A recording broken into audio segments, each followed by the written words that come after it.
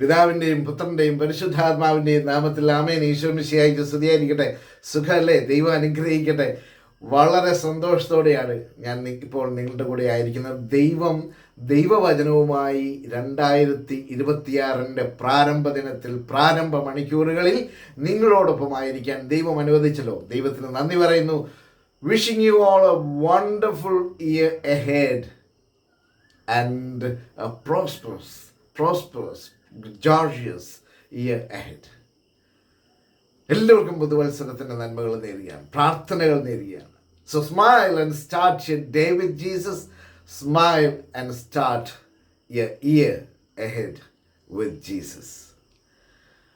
അതുകൊണ്ട് ഈ എപ്പിസോഡിലേക്ക് നിങ്ങളെ സ്നേഹത്തോടെ സ്വാഗതം ചെയ്യുന്നു. ഞാൻ സിബി വർഗീസ്. ഇന്ന് പഠിക്കുന്ന വചനം, ഇന്നലത്തെ വചനം ഞാൻ ആവർത്തിക്കുന്നില്ല.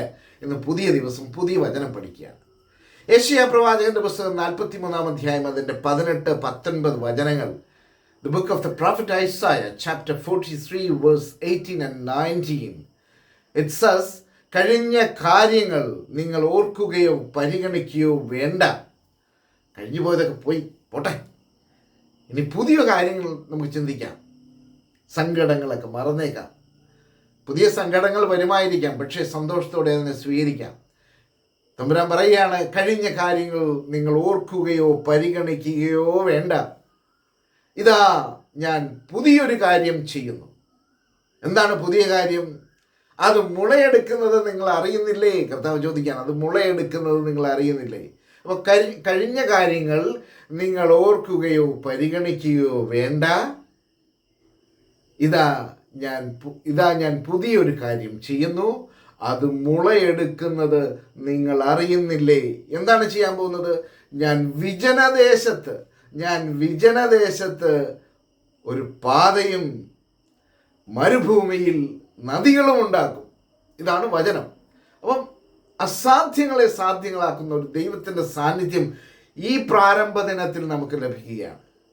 അസാധ്യങ്ങളെ സാധ്യങ്ങളാക്കുന്ന ദൈവത്തിൻ്റെ സാന്നിധ്യം. Do not remember the former things or consider the things of old. I am about to do a new thing.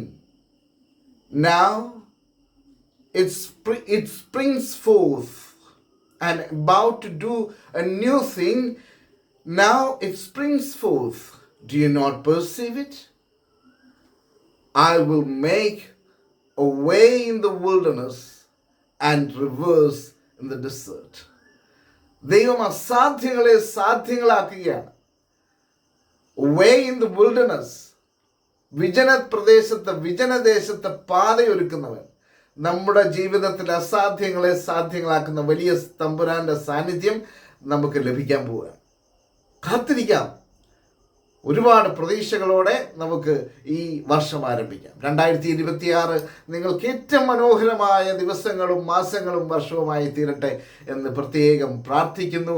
കഴിഞ്ഞ കാര്യങ്ങൾ ഓർക്കണ്ട, പരിഗണിക്കുകയോ വേണ്ട, മറന്നേക്കുക. പുതിയ കാര്യം കർത്താവ് ചെയ്യാൻ പോവുകയാണ്. അത് മുളയെടുക്കുന്നത് നാം അറിയണം. അത് നമ്മുടെ ജീവിതത്തിൽ മുള പൊട്ടിക്കൊണ്ടിരിക്കുകയാണ്. So we will wait for that. Amen.